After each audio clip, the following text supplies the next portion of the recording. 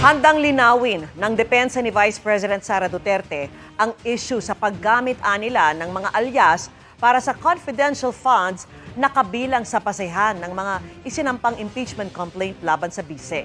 Kabilang dyan si Mary Grace Piatos na isa umano sa nakatanggap ng pondo. Nakatutok si Marisol Abduraman. The name would read, tama po ba, Mary Grace Piatos?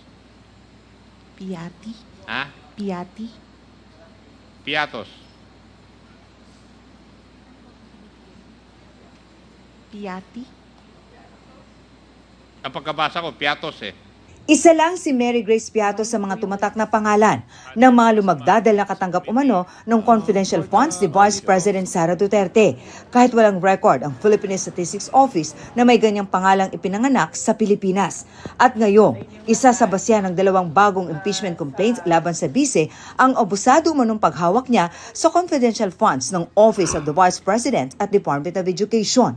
Kabilang si Mary Grace Piatos sa posibleng linawin ng depensa ng bise. Noong nakaraang taon pa umano handa ang depensa na talakayin ang issue ng paggamit ng mga alias.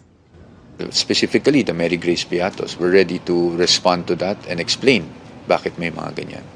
She will address those issues at the appropriate time. No? At kung ano yung circumstances, kung bakit may Mary Grace Piatos and things like that.